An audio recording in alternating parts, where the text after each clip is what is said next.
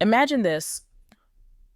Gospel music's most beloved siblings, BeBe and CeCe Winans, standing on the same stage again after years of silence. But behind their bright smiles and heavenly voices, a heartbreaking truth had been buried deep. You won't believe what was really happening in the Winans family while the world kept praising their harmony. Let me tell you, this story is not just about music, it's about pain, pride, distance, and the kind of silence that breaks more than just relationships. This is how one of the strongest families in gospel nearly fell apart. Back in the day, the Winans name meant more than just great songs. They were gospel royalty. BeBe and CeCe weren't just a duo. They were a spiritual movement. Their debut album, Heaven, exploded in 1988, mixing R&B and gospel in a way no one had done before. CeCe's angelic voice and BeBe's smooth soul made people cry, dance, and praise all at once. They won awards, appeared on mainstream platforms, and reached souls across the globe. But what makes this story different? Behind the spotlight, there was a third voice, one that never left the roots: Marvin Winans. Marvin wasn't chasing Billboard charts or radio hits. He was preaching, singing traditional gospel, and standing strong in his faith. While BeBe and CeCe were expanding their musical styles and making solo moves, Marvin stayed loyal to the church. He was the spiritual core of the family. But the craziest part, he started to notice something others didn't: a slow shift in BeBe and CeCe's direction. Not just musically, but spiritually. And that's where the first crack began to show. As the 90s rolled in, the three siblings seemed to be going separate ways. CeCe was rising as a powerful solo artist, inspiring women everywhere with her music. BeBe, on the other hand, leaned more into R&B, working with mainstream artists. It was bold, but it didn't sit right with Marvin. According to insiders, Marvin believed they were drifting too far from their calling. He didn't say it out loud at first, but his sermons started to carry messages that many believed were aimed at his own family. He spoke of people using gospel for applause rather than worship. He never said names, but the timing, suspicious. And then came the moment no one expected. Marvin hosted his church's anniversary, a major event in the family. Year after year, BeBe and CeCe had always been front and center. But that year, they were absent. No explanation, no statement, just silence. Fans started to ask, where are BeBe and CeCe? And gospel forums exploded with rumors. Were they fighting? Was it about music, money, or something deeper? But here's the shocking part. What had started as creative differences was now turning into a painful family separation. Marvin felt it deeply. He wasn't just disappointed. He felt left behind, forgotten. And over time, the gap only grew wider. Marvin tried to reach out privately. He made calls, he sent invites, but many of them went unanswered. One Christmas, he organized a big family gathering. Everyone showed up except BeBe and CeCe. No call, no text, just absence. That night, Marvin reportedly sat with his grandkids watching old performances of the three of them singing together. He smiled for the kids, but inside, he was grieving because those voices weren't just music to him, they were blood. They were home. Still, Marvin stayed silent. He never made a scene. He never exposed anyone. He just kept preaching and singing, but holding all that pain inside. Until 2025, that's when destiny took an unexpected turn. The silence Marvin carried for so many years finally broke on a simple podcast. But what he shared, it shook the entire gospel world to its core. In 2025, during an emotional appearance on the Faith and Family podcast, Marvin didn't shout, he didn't accuse, he just spoke with a heavy voice and a heart full of hurt. BeBe and CeCe, he said, they always had the gift, but somewhere along the way, the call got drowned out by the claps. You won't believe the impact those words had. Fans were stunned, supporters cried, and critics, they were quick to pick sides. Marvin went on to say that he tried everything. He called, he invited, he reached out, but he felt like he was chasing shadows, not just physically, but spiritually. They left me a long time ago, he said, not in anger, but in distance. And that right there was the wound that never healed. He wasn't bitter. He wasn't looking for fame. He was looking for family.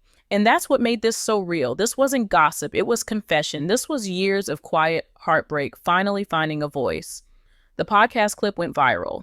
Gospel blogs lit up like wildfire. Some people defended BeBe and CeCe. They're artists, they said. They needed space to grow. Others stood behind Marvin saying, he's the only one who stayed true to the calling. Suddenly, the divide in the Winans family wasn't just private, it was public. People took sides. Forums exploded. Even church circles started debating. Was Marvin right to speak up, or should he have kept it private? But the real twist came days later. Just when it seemed like things couldn't get more emotional, a surprise event turned everything upside down. It was July 6, 2025, the Atlanta Praise Festival, a sold-out gospel concert packed with the biggest names in the industry. And just when the MC was getting ready to close the night, the lights dimmed. One spotlight hit the stage, and then it happened. CeCe's voice rang out from the darkness. Count it all joy, even when it's hard to smile. The crowd froze. Phones flew into the air. People screamed. Others wept. And then BeBe stepped out right behind her, his voice blending with hers in perfect harmony, like time had never passed. This was the first time in over 7 years that BeBe and CeCe performed together. But that's not what shocked everyone. This is where it gets interesting.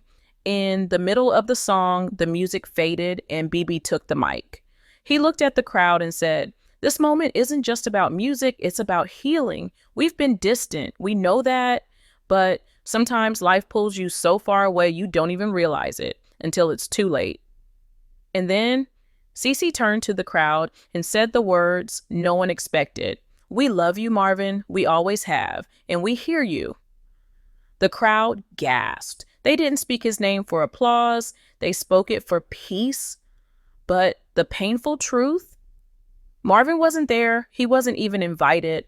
Instead, Marvin watched the performance through a live stream from his Detroit home. According to a source close to him, he sat in his living room, tears quietly rolling down his face. And what he did next, he posted a simple message on Instagram that would stop people in their tracks. Sometimes reconciliation begins with a song. I'm listening. No hashtags, no filters, just raw emotion. And that's when people began to ask, is this the beginning of forgiveness or just a PR move? Was the stage reunion genuine or just timed after Marvin's confession? Backstage, away from the cameras, flashing lights, and screaming fans, the real story was just beginning to unfold. While the crowd celebrated what looked like a powerful reunion, CeCe sat alone in her dressing room, pen in hand, Bible beside her, and tears quietly streaming down her face. According to a witness who spoke anonymously to Gospel Truth Weekly, CeCe wasn't smiling. She was shaken. And what she did next, it wasn't for the stage. It wasn't for social media. It was for Marvin. She wrote him a letter, a real one, handwritten, raw, honest, from the heart. The witness said it wasn't filled with fancy words or big apologies. It was filled with memories, regrets, and the kind of truth that only family can share. She wrote about childhood days, about singing together in church, about the pressure of fame, and how somewhere along the way, they all stopped talking and started assuming. That letter, according to sources, was the most vulnerable thing CeCe had done in years. She poured her soul into it, the insider said. It wasn't for the press, it was for her brother. And BeBe, he didn't wait long either. After the show, he made a phone call to Marvin. It rang. No answer. He didn't leave a voicemail. He just sent a quiet, powerful text. We're ready when you are. Let's talk. We miss you. Simple but strong, because sometimes the loudest words are the ones that carry the most silence behind them. Marvin didn't respond, not immediately. And who could blame him? After years of being the one reaching out, now he was the one receiving gestures. And he needed time to feel it, to believe it, to process it. But 3 days later, something shifted. A courier arrived at Marvin's Detroit home. In his hands, CeCe's letter, folded neatly, delivered with care. That same weekend, Marvin was seen walking into Perfecting Church with that letter tucked inside his Bible, creased at the corners like it had been read more than once. He didn't say a word about it during his sermon, but his presence was different. His energy felt lighter. One church member said it's like a burden had been lifted off his chest, even though he hadn't said a thing. The gospel world held its breath. Was this the beginning of real healing? Later that week, Marvin gave a quiet interview to a local gospel radio station. He confirmed he had received words of peace from his siblings, but he was honest too. Healing doesn't happen in a concert or in a text. It's not for cameras. It's a process, he said. But I'm open now. I wasn't before. Maybe this is where God needed to bring me all along. That one statement was like a soft bell ringing through every gospel circle. It didn't answer every question, but it gave hope. And then Marvin dropped a hint that sent fans into overdrive. He mentioned that something big might be coming in fall 2025, a family worship night, not just with BeBe and CeCe, but with the entire Winans family, including Marvin's children and CeCe's daughter, Ashley. Imagine that. The voices that once inspired the world singing again, not for fame, but for faith. But just when everyone thought the final note had been sung, the story took one more turn. Whispers began to circulate. Quiet at first, then louder, until they echoed through industry boardrooms, gospel blogs, and fan pages. According to multiple sources close to the Winans camp, something much bigger was brewing. Not just a worship night, not just a reunion, but a full-length album. A deeply personal, soul-bearing project titled The Return. And if the reports were true, this wouldn't just be music, this would be a confession, a testimony, a final chapter. You won't believe how powerful this project could be. For the first time in nearly 20 years, BeBe, CeCe, and Marvin were reportedly coming together to record, not just as siblings, not just as artists, but as people who had loved, fought, drifted, and finally forgiven. The album Insider said would tell it all: their rise to gospel royalty, the quiet fallout, the bitter silence, and the emotional road back to each other. One producer who spoke anonymously said, "This isn't just a record, it's healing through harmony. It's what gospel is supposed to be." And that's not all. Alongside the album, a Netflix docuseries was said to be in the works, Winans, After the Silence. Cameras wouldn't just follow them into the studio. They would capture the conversations, the letters, the prayers, and the long overdue heart-to-hearts that fans never got to see. It would be raw. It would be emotional, and above all, it would be real. Because what makes this story different? It isn't about scandal, it's about redemption. But even as the excitement grew, Marvin made something crystal clear. In a recent sermon, he stood before his congregation and said, "I'm not coming back for applause, I'm coming back for alignment." That one sentence carried more weight than 100 performances. It wasn't about fame anymore. It wasn't about proving anything. It was about restoring what God had built from the very beginning: family, faith, and purpose. For decades, the Winans were seen as perfect, untouchable, spiritually flawless. But behind the microphones and awards were real people carrying real wounds. And this is how we finally saw the truth: that even the most anointed voices can feel forgotten, and even the closest families can fall apart. But here's the most beautiful part. Silence didn't win. Pride didn't win. Love did. So now the world watches and waits. Will the album really drop? Will the docuseries be released? Will Marvin, BeBe, and CeCe finally share a stage as not just artists, but as a united family? No one knows for sure.